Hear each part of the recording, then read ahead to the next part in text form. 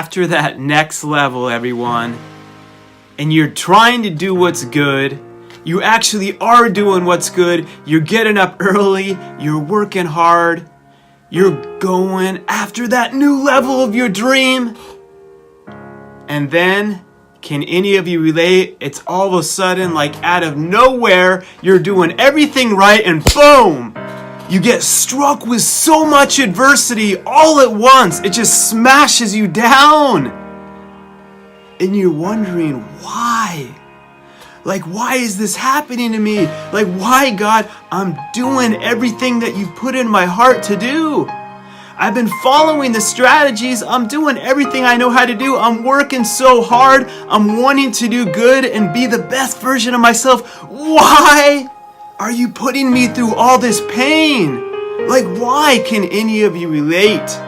Whether it's physical pain or in your finances or in your relationships or whatever circumstantial things just crush you.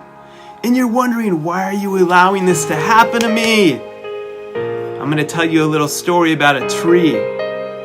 Now, there was this tree. It was an apple tree. And it was a good sized tree. It was about average size.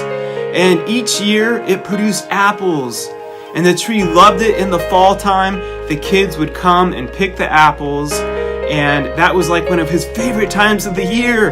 They would come, they'd pick the ripe apples, put them in their bags. And he noticed next to him there was an even bigger tree that always had more apples. And it always had the most kids around it, because his would run out faster, and so then all the kids would continue to flock to that bigger tree to get more apples because it produced more fruit. But the tree didn't think much of it. He enjoyed the time he was having. Until one day, this gardener comes walking up to the tree with these giant scissors, these giant claws. And the gardener comes up to the tree and he's smiling and he's whistling.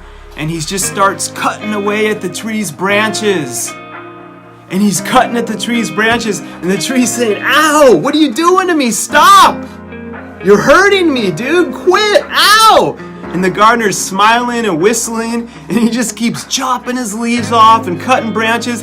And the tree's screaming, like, "Why are you doing this to me? You're torturing me. Why?" And then the gardener just walks off whistling, having the greatest day ever.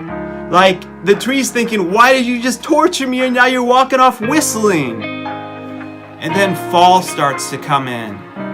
And winter's creeping in, and now this tree has less branches and less trees than it's ever had before. And so it starts feeling the cold earlier that year. That winter is one of the most brutal winters. The tree has the least amount of branches it's ever had. It's freezing like to death, and it's enduring this pain, and it's thinking, why the heck did that gardener come and cut all my branches away? Why is he torturing me? And the tree's freezing, and so it endures through the winter. But then something magical starts to happen. You see, it's not even quite spring yet, and the tree starts to blossom some new leaves. It notices like new branches are growing out in areas that the tree never had any branches before.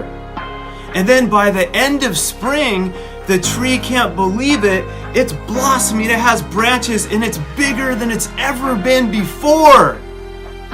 And then the greatest thing, when that fall comes, the tree is the biggest tree now in the lot, and it produces more apples than any of the other trees. And all the kids flock around it, and they're picking the apples, and he's having the best time ever. And he notices that he is now the biggest tree in the whole farm. And then, as the kids get done picking all the trees, he notices next to him, there's a smaller tree.